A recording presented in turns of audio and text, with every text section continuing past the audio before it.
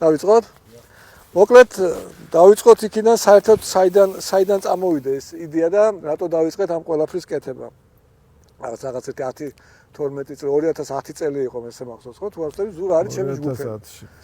და მოვიდა ჩემთან და მითხრა რომ დავიწყოთ ნაცრით დავიწყოთ ცემენტების წარმოება. ხო ჩვენ ვართ ორივე გიდროტექნიკოსი ერთად სწავლობდით ინსტიტუტში 45 წლის წინ 47 წლის წინ დავიწყეთ.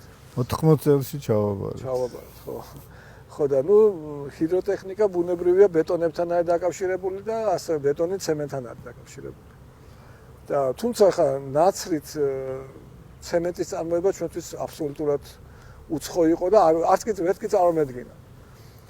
თუმცა მე უკვე ზურამ რომ მომიყვადა უკვე მივხვდით პრინციპს რაზეა საუბარი ხა ნაცარი არის ბუნებრივი შემკვრელი როგორც არის ცემენტი რო წარმოიდგინოთ სუსტი ცემენტი რომელსაც თუ მე შესაბამის ქიმიურ დამუშავებას და თერმულ დამუშავებას გავუკეთებ ხდება ნაცარი ცემენტი დავიწყეთ ყველაფერი აქედან ბუნებრივია რაში გამოიყენებოდა პირველი როდესაც ამას ვკითხულობდით საკმაოდ ბევრი ირონია იყო და ნაცარქექები ხართო ხალხი გვეძახოდა რა ნაცარი ძირითადად გამოიყენება საგზაო მშენებლობაში საქართველოს ყოველ შემთხვევაში ძირითადად ამაში გამოიყენება თუმცა მისი გამოყენება პრინციპში შეიძლება უამრავი მიმართულებით სასუქათაც კი გამოიყენება ალბათ გახსოვთ ადრე ბებიები და ბაბუები რა ქვია ნაცარი გამოქონდა და ხეხილით აყრიდნენ ხოლმე ხო დაახლოებით ამაზეა საუბარი და კიდევ ძალიან საინტერესო რამეს გეტყვით რომ დავიდოვიჩი ესეთი ცნობილი მეცნიერი, ვინც აი პოლიმერული ცემენტების გამოიგონა ფრანგი.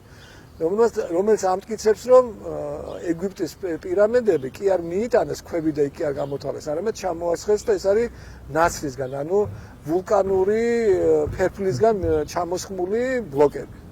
ძალიან გავს იქ ჩამოსხმულს და ძალიან გავს რომ ეს არის ნაცრისგან, ანუ ფერფლისგან, რომელიც იგივეა ფაქტიურად გაკეთებული.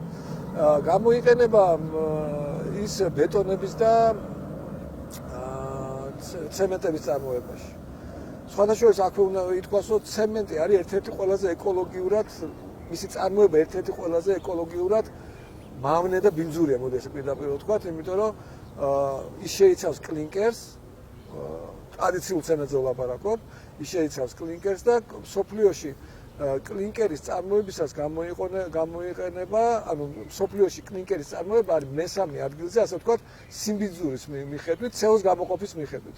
7% მთელი CO-ს, აი ნავთობპროდუქტების და ბენზინის შემდეგ მოდის კლინკერი. ასე რომ ამის გადამუშავება, ნაცრის გადამუშავება არის ერთ-ერთი ძალიან მნიშვნელოვანი და მithumetes ის მიმართულება, რასაც ქვია უკვე ნაცრისგან ახალი პოლიმერული, ანუ უკლინკერო ცემენტების მიღება. ძალიან მნიშვნელოვანია რომ გამოიყენება ჭაობების და დაბინძურებული ნიადაგების აღსადგენად. სუსტი გრუნტების გასამაგრებლად, სუსტი ნიადაგები. რა თქმა უნდა, სტაბილიზაცია მოკლედ ნებისმიერი აეროპორტების ანუ სადაც უნდა გამაგდეს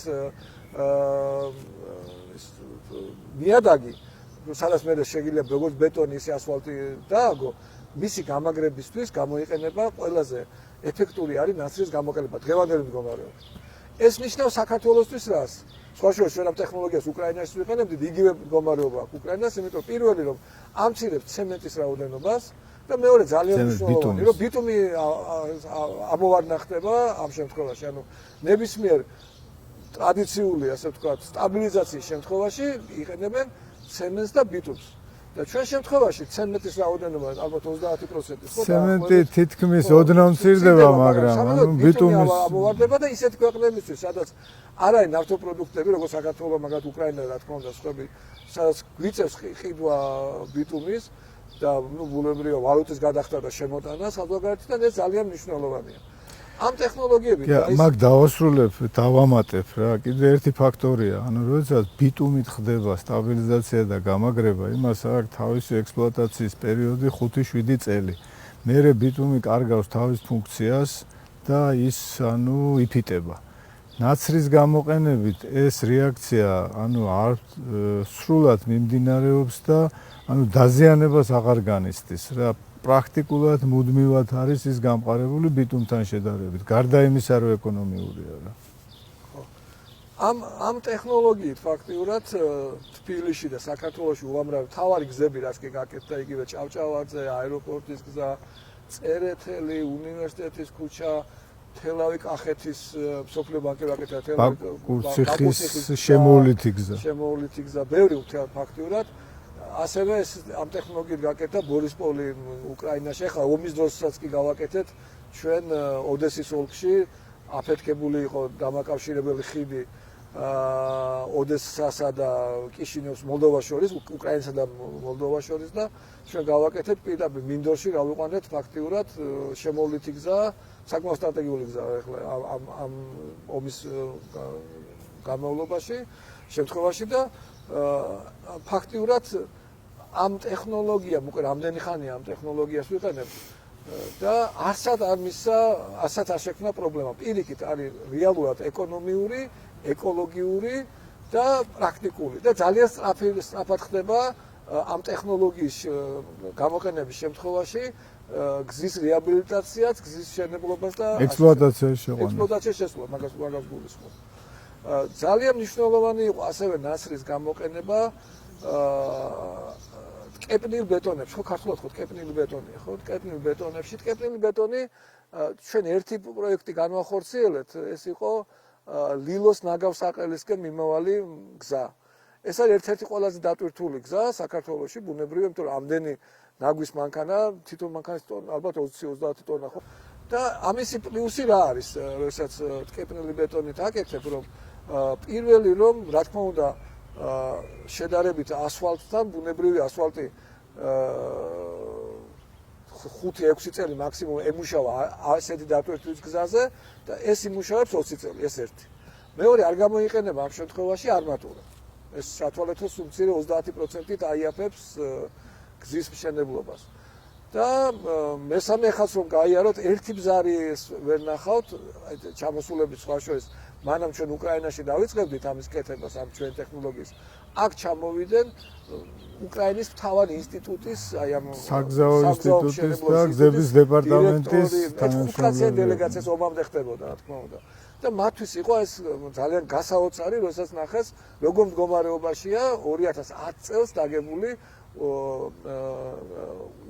ესეთი რა ქვია, ტკეპნილი ბეტონით გზა და ძალიან მნიშვნელოვანია კიდე ერთი რამ, რომ ტკეპნილი ბეტონის შემთხვევაში ეს არის როგორ ვთქვათ, შალია ჩვენ როდესაც დავდებთ ამას Facebook-ზე, იქ ვიდეოებიც იქნება დადებული და დაინახავთ პარალელურად, ეს არის როგორც ასფალტი, ანუ ფაქტიურად ასფალტის დამგები მანქანებით ხდება მისი დაგება. და ძალიან მნიშვნელოვანია, რომ მეორე, მესამე დღეს, განსხვავებით ჩვეულებრივი ბეტონისას, რომელსაც ჭირდება შრობა დიდი ხნის, მეორე, მესამე დღეს უკვე შეგიძლია ზედ გაატარო მანქანები.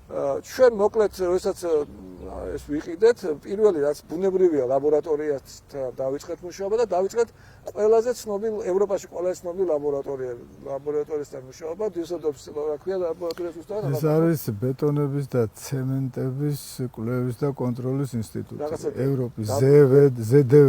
ხო, ეს არის, ხა ვინც ეს ამ პროფესიაშია, იცის რადონის ლაბორატორიაზე გვაქვს კონტროლმა და ფაქტიურად ძალიან ისეთი ურთიერთობა დავამყარეთ, მეგობრული ურთიერთობა, ისინი ჩამოდიოდნენ ჩვენთან ერთად ვაკეთებდით ამ ყველაფერს და ყველა დასკვნები ამ ნაცრებთან დაკავშირებით გაკეთებული ამ დიუსელდორფში, იმიტომ ჩვენ მაინც გვეშინოდა, მაინც პირველი რო იყო, რომ მაინც რამე ადამიანებისთვის ზიანი, ჯანმრთელობისთვის რაღაცა ამ კუთხით რამე პრობლემა არ ყო, რამე რადიაციული არ ყოფილიყო და ამ შემდეგ ჩვენ სხვა შორის რადიაციაზე ვარშავის ტექნიკური უნივერსიტეტში გავატარეთ ექსპერტიზა, რომ გვენახა დარწმუნებული ყოფილიყავით ამაში. შემდგომ უკვე ქუთაისში გავაკეთეთ ექსპერიმენტალური ქარხანა, ანუ ლაბორატორიიდან გადავედით უკვე ასე ვთქვათ, სამრეწველო წარმოებაზე, სამრეწველო ცდებზე გადავედით და მივიღეთ ის ტექნოლოგია, რომელიც უკვე დღეს გამოიყენება გზების დაგებაზე. არა მარტო გზების, ჩვენ იქ მიღებული გვაქვს დაბალკლინკერიანი და უკლინკერო ცემენტები, არა გეოპოლიმერული, რაც შემდეგ დავიწყეთ რა, ჩვენ პირველი მაგით დავიწყეთ, რომ უკლინკერო და დაბალკლინკერიანი ცემენტები სხვადასხვა სიმტკიცის მივიღეთ ამ ქარხანაში და გარკვეული პერიოდი ვაწარმოებდით კიდეც რა. უბრალოდ მე ახლა გადავწყვიტეთ, რომ ცოტა სხვა მიმართულებით წავსულიყავით და სუფთა გეოპოლიმერზე აგვეღო გეზი. გეოპოლიმერი საინტერესო თემაა, რაზეც ვლაპარაკობთ. გეოპოლიმერი, ანუ უკლინკერო ცემენტზეა საუბარი. ჩვენ რამდენიმე ახალგაზრდასთან, ანუ დავიარეთ კომაროვი ვეკუას სკოლები და რამდენიმე ახალგაზრდა შევარჩიეთ, ვინც ამ პროგრამაზე იმუშავა, ქიმიკოსებთან ერთად, გამოსცდა წლოვან ადამიანებთან ერთად იმუშავეს ძალიან ახალგაზრდა და პატარა ბავშვებმა, ასე სკოლის მოსწავლეებმა იმუშავეს ამ პოლიმერებზე. და პარალელურად ჩართული იყო საფრანგეთის დავიდოვიჩის ინსტიტუტი. ჩვენ ახლა გვაქვს უკვე ხეშეკულება კი არა, დაიწყეს უკვე მუშაობა ერთი კვირის წინ ზუსტად აქ იყვნენ ჩამოსული ჩვენი მეგობრები სამხრეთ აფრიკელები, 5 კაცი იყო ჩამოსული, ყველა ესეთი ნარჩენი აიღეს, ჩვენ ნაცართან ერთად აიღეს სხვადასხვა ტიპის წიდები აიღეს, რომელსაც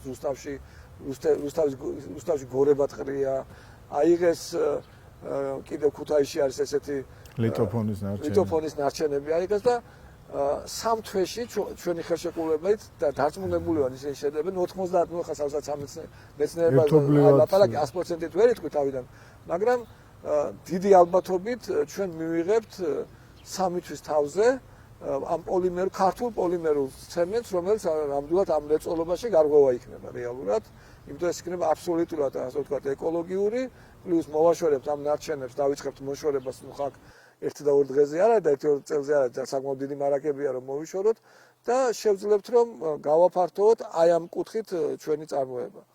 2 წლის წინ საქართველოში დაფუძნდა ანთროპოგენული რესურსების ასოციაცია. საქართველოშიც და უკრაინაშიც. საქართველოშიც და უკრაინაშიც დაფუძნდა, მაგრამ ჯერ საქართველო მაგალითი უკრაინას რა.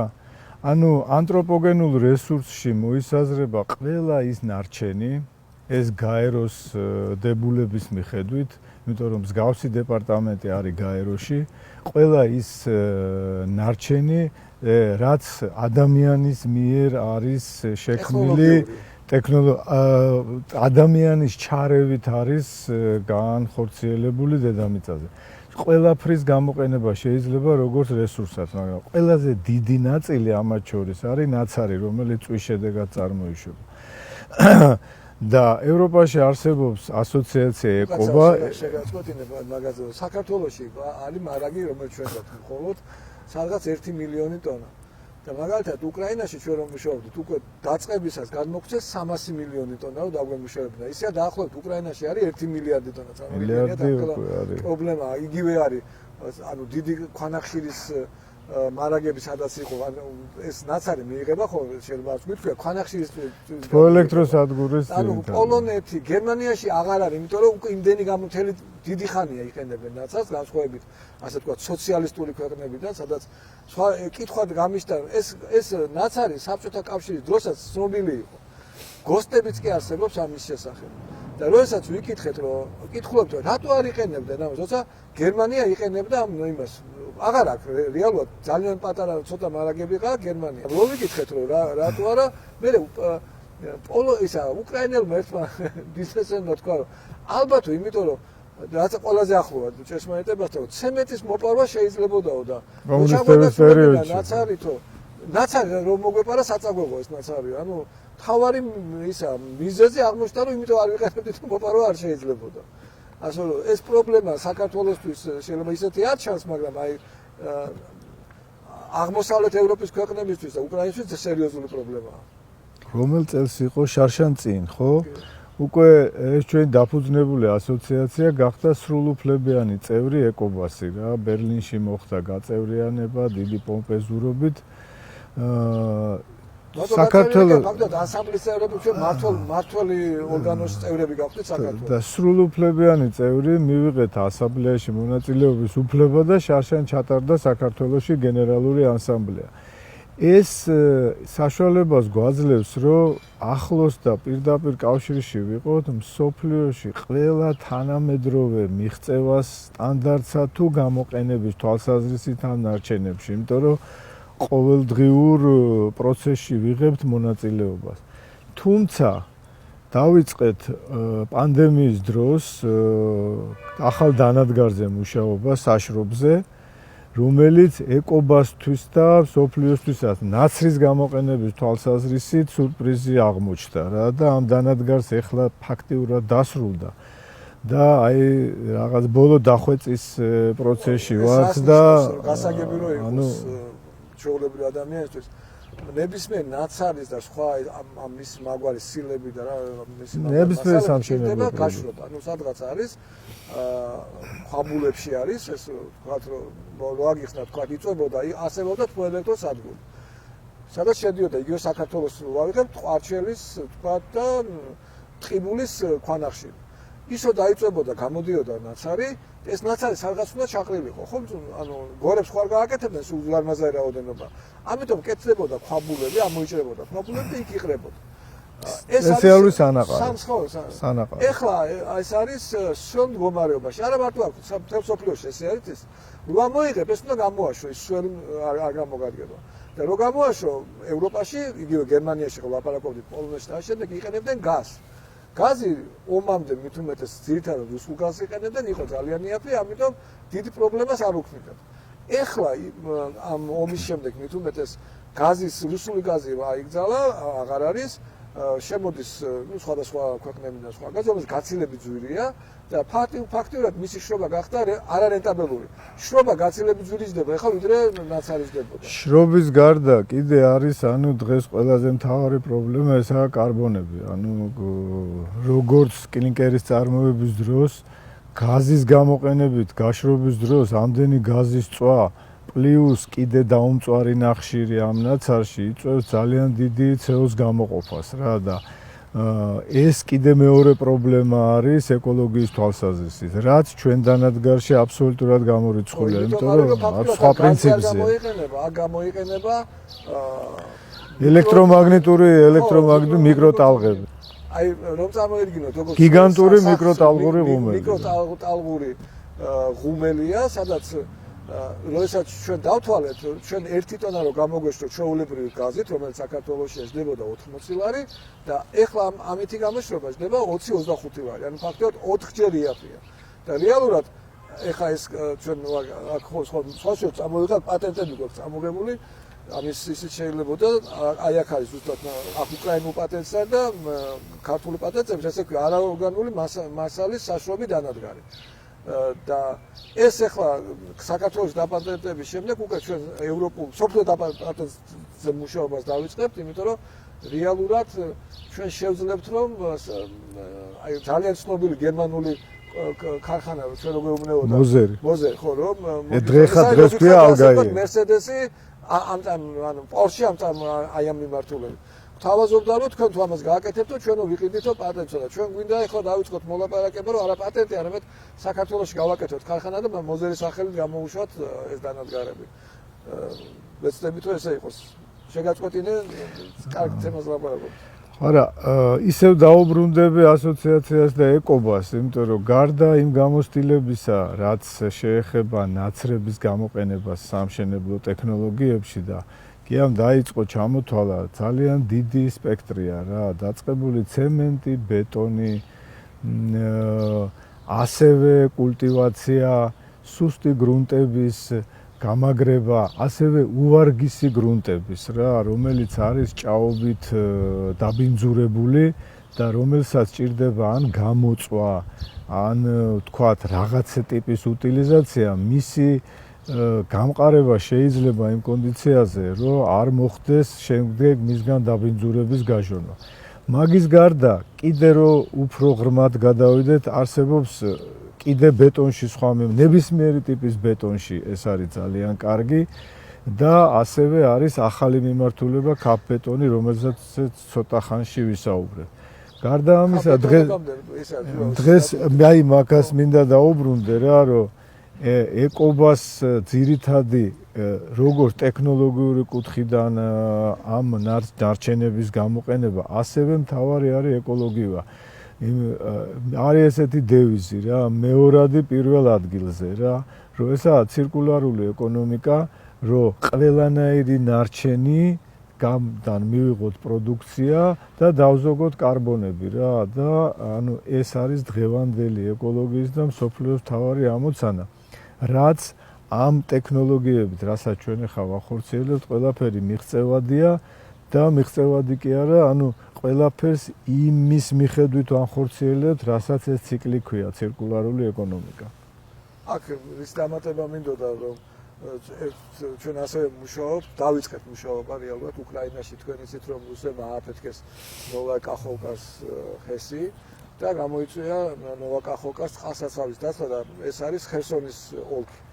ხერსონის ოლქი არის უკრაინისთვის მთავარი მომარაგებელი სოფლის მეურნეობის პროდუქციით, აი ძირითადი ხილი, ბოსტნეული ხერსონია. და ეს ამოშრომამ გამოიწვია რომ ფაქტიურად დაისილა მთელი ეს ფართობები, რომელსაც იყენებდა უკრაინა სოფლის მეურნეობის პროდუქციისთვის.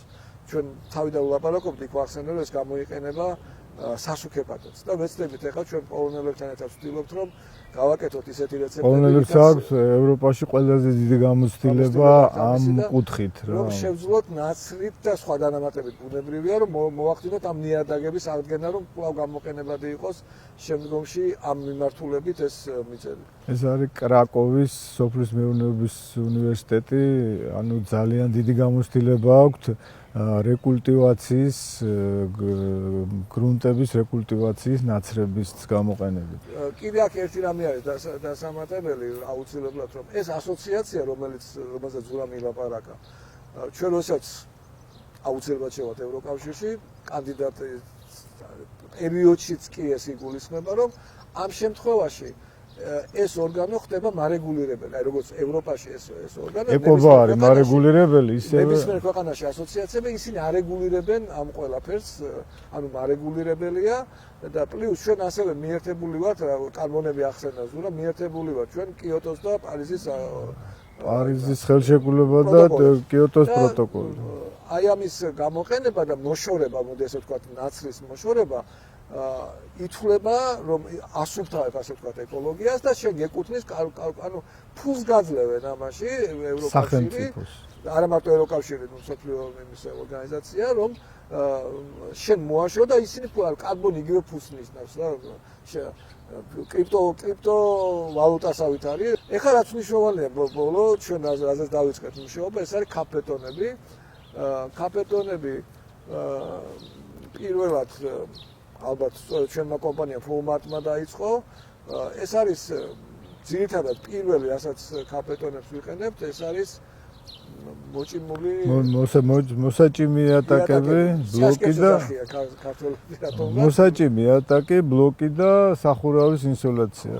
ეს არის ჩამოტანილი გვაქვს ჩვენ უკვე თანამედროვე დანადგარებები ზურამ რო თქვა ვარ ასოციაციის წევრები ამ ეკობას ფაქტიურად ყველაფერი ახალი რაც კი ხდება აი მიმართულებით არის აი ამ ეკობას ანუ უშვებს ის ხალხი არის ამის ვინც არიან დამფუძნებლები და წევრები ამ ეკობასი და ну ჩვენი მეგობრები თან მოდი პირდაპირ თქვა გიზდებიან საქართველოზე ძალიან უყვართ ჩამოდიან ჩვენ ჩავდივართ ბუნებრივია მათთან და პირველი ინფორმაცია და ყველაფერი ამ დანადგარების შესახებ ახალ ტექნოლოგიების შესახებ ბუნებრივია მოგდის ჩვენ და ეს ერთ-ერთი ჩვენი მეგობარი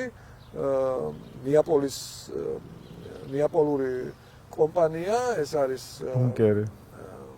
ბუნკერი რა თქმა უნდა ბუნკერი რომელიც უშვებს ამ დანადგარებს ეს ამ დანადგარებით ხდება ფაქტიურად და შემსუბუქება აი ბეტონის რომელიც საკმაოდ დიდ ტვირთად აწვება ასე ვთქვათ ჩვენს შენობა ნაგებობებს ანუ თუ ავიღებთ ჩვეულებრივ ჭაშკას მოჭიმულ იატაკს ეს არის 1 კუბომეტრი არის 2.2 ტონა და ჩვენი არის მაქსიმუმ 1000 ანუ ეს ნიშნავს რომ ორჯერ უფრო მსუბუქია ეს ნიშნავს რომ დაწოლა შენობებზე არის ორჯერ უფრო ნაკლები რა რომ წარმოიდგინოთ იგივე მედეგობისათვის სეისმომედეგობისათვის ну იმას თავი გავანებოთ რომ ეკონომიურად ძალიან კარგია სწრაფად ხდება მისი დაგება ჩვენ შეგვიძლია დღეში 1000 კვადრატი დავაგოთ მაგალითად განსხვავებით ჩვეულებრივი ბრიგადებისგან რომელიც მაქსიმუმ რა ვიცი ალბათ 250 კვადრატს ერთი დანადგარით ხო ერთი დანადგარით რა თქმა უნდა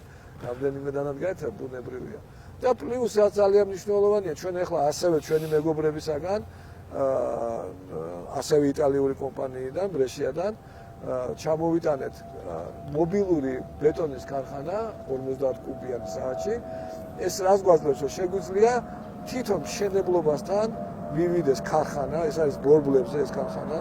ცოტა ისეთი შეიძლება ჯერ ძნელად აღსაქმელია 50 კუბიანი და ბორბლებზე. მიტანიდან 9 საათში შეგიძლია გაუშვა ექსპლუატაციაში რა.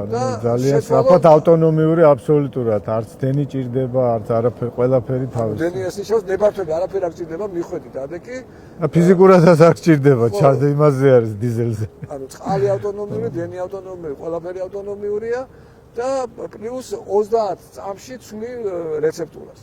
აი ნებისმიერი ერთი ოთახი შეიძლება ესე დაასხა, მეორე ოთახი როგორც მოთხოვნა ექნება, ასე ვთქვათ, ფლობელს იმ შენებას უпроსტოდ ვინც აშენებს ამ კორპუსს შესაძლებელი იქნება რომ შეუცვალო ანუ ესე იგი არის სწრაფი, არის ეკონომიური, არის ასე ვთქვათ, ადვილად სამართი და ასევე ეკოლოგიური. საშუალო ძალიან მნიშვნელოვანია თვითონ ამ იმას კომპიუტერით იმართება, რა თქმა უნდა, მთლიანად ეს ქარხანა და ფლობელს Wi-Fi შეერთებულია, შეიძლება სახში იყოს ამოგორებული და აკვირდება შენ როგორც კი რეცეპტს ვი, ის ინფორმაცია ეგრევე მისდის მას და ასე ვთქვათ, ვერც კი მოატყუებ ვთქვათ ცემენტის რაოდენობაც შეგიძლია აკონტროლო. ყველაფერს ანუ ხარის ადამიანი, ვინც არის ფლობელი, ვის შეკვეთაც არის, შეუძლია სახში წამოგორებულმა აკონტროლოს მთლიანი პროცესი მისი წარმოების და თან მიერთებულია იტალიურ სისტემას, მოდიშავთ თქვათ ევროპულ სისტემას.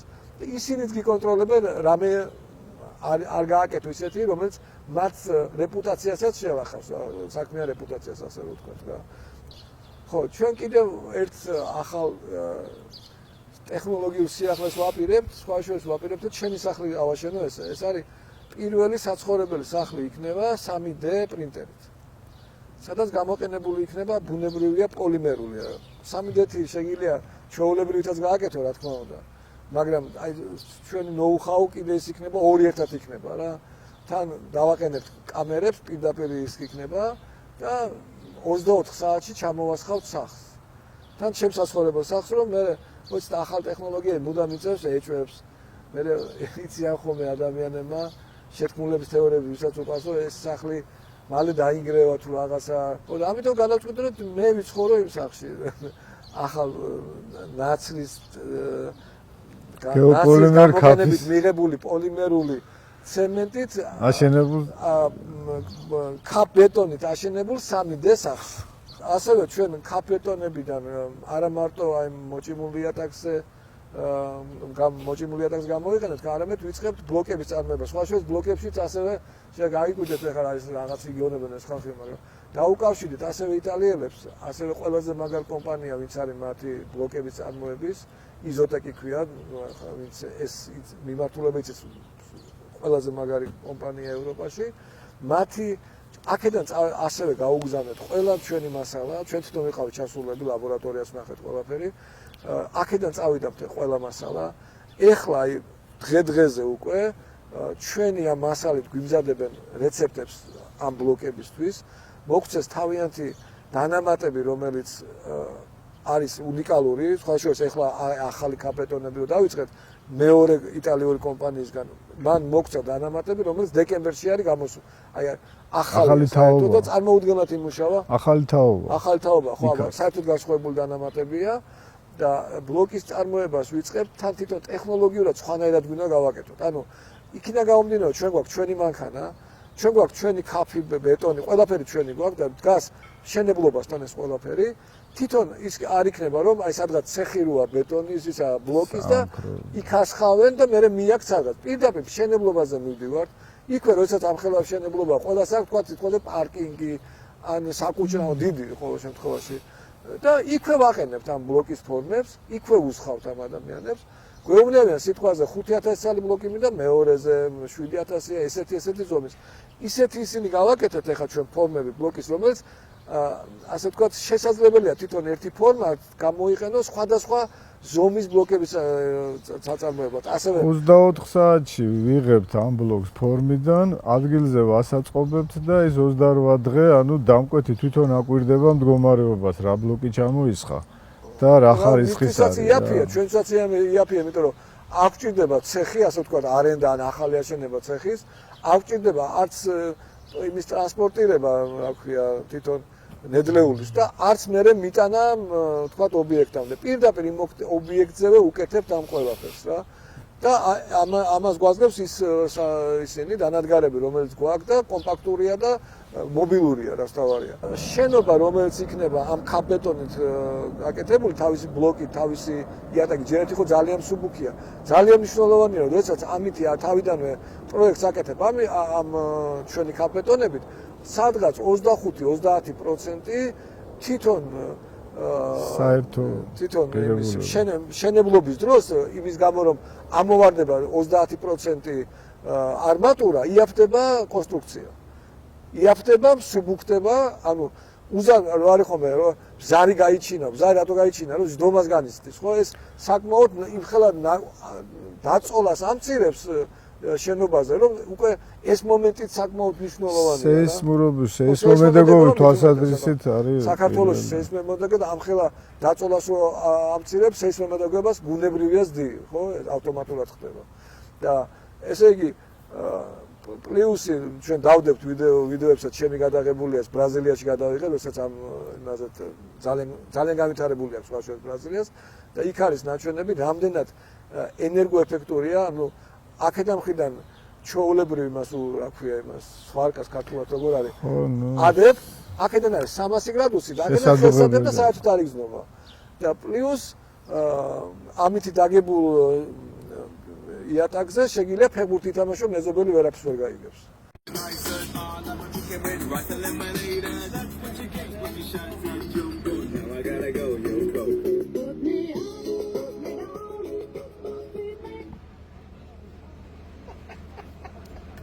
ექვსჯერ მეტი იზოლაცია აქვს ხმის და პლუს აბსორბცია თითქმის არ აქვს.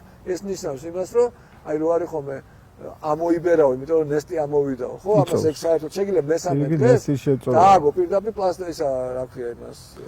პარკეტი, ლამინატი, საფარი. პრობლემა არ აქვს, არ ამოიბურცრობა, იმიტომ რომ გამოყოფა არ ხდება იმისი, რა ქვია, სინესტის გამოყოფა. სახში კედლები არ ინამება, იმიტომ რომ იწოვს. არც ფანჯრები, აი ტენიან ქვეყნებში და სადაც მაღალი ტენიანობა დანამო არ ხდება, იმიტომ რომ თვითონ სტრუქტურა იწოვს ამ წყალს და მერე გამოყოფს.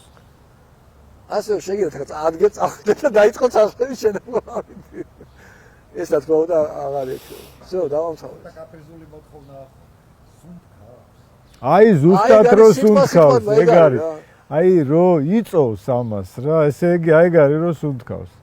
თუმცა ამას აქვს ეგრეთ წოდებული ჩაკეტილი ფორი რა. ანუ გია მე მინდა დავამატო კიდე რა, რომ გაამახვილა ყურადღება ქაბეტონზე, მაგრამ ჩვეულებრივ ბეტონთან შედარებით მარტო ორჯერ კი არა, შეიძლება 5ჯერ მსუბუქი გააკეთო. გააკეთო ისეთი მსუბუქი, რომ წყალზე იტივტივოს რა. ანუ 250 კილოგრამი 1 კუბის მოცულობითი წონიდან შეგიძლია აი მინიმუმი ესეთი გააკეთო რა, რომ იმდენად მსუბუქია რომ აი დააგდებ წყალზე და არ იძირება რა. გააჩნია რისთვის გინდა. იცით რომ ერთადერთი კითხვა რაც უშდებათ ხომ რომ მარკიანობა რამდენია ამას კითხულობენ რა. ეს დაახლოებით როგორ არის იცით რომ შეიცვალა მანქანები და ავტომატიკაზე გადავიდა და ავტომატიკურად და სადა რო კითხო სადა აქვს გადასართავი. არა აქვს ამას გადასართავი. ან იგივე რო შემოვიდა iPhone-ები, მე მაგალითად 1-3 თვე ვამბობდი რომ არ ვარ გამეთქი, იმიტომ რომ მე Sony Ericsson-ი იმებით ვკრიფავდი. დაახლოებით ახლა ამას ვლაპარაკობთ რა, იმიტომ რომ ის 100-იანი თუ 50-იანი სიმტკიცე, ეს რა თქმა უნდა, როდესაც მსუბუქია, უფრო ნაკლები სიმტკიცეა. მაგრამ არავითარი მნიშვნელობა არ აქვს. ანუ ჩაულებრივი ის არის, უბრალოდ ის არის მძიმე, ეს არის მსუბუქი. და ადამიანებს რატოღაც გონიათ რომ ის სიმტკიცე არის მნიშვნელოვანი, ანუ 100-იან, ანუ რა თქმა უნდა 10-იანი რო იყოს არ შეიძლება, მაგრამ ევროსტანდარტი არის 30-50. აი ერთადერთი სხვა შორის პრობლემები უფრო, რასაც მე უყურებ, რომ მივდივარ ხოლმე ამ შენებლობებზე და ყველა უამრავი მეგობარი არის ბუნებრივია, პრობლემები გაცილებით უფრო პროგრესულად უყურებენ ხოლმე ეგეთ რაღაცებს, ვიდრე დირექტორები. და დირექტორებს სულ ეშინიათ რამე ახლის გაკეთება რა. ის ხელფასი იღებს თუ რაღაცა და ოღონდ ახალი არაფერი წის რო გაუშვა, წერაქვით ამუშავებს იმ ხალხს რა. იმიტომ რომ რამე არ შეეშალოს, ამი არ ეგ სხვა პრობლემაა, ეგ შენებლობაა კონსერვატორი. დაინტერესებულია, რაც შეიძლება ეკონომიკურად ყველაფერს თავი რო გავანებოთ. და ამიტომ სუარეს წინააღმდეგობა ფლობელს უნდა, იმიტომ რომ ხვდება რომ იაფია, დირექტორი მუდამ ცდილობს რომ აიცილოს ეს, იმიტომ რომ ვაიმე რამე არ მოხდეს რა და ნუ ახლა ამას დოჭირდება ბუნებრივი ადამიანებს. ეგ ხო იცი ინიციატივა დაჟადიაო და მოვჩით მე მგონია.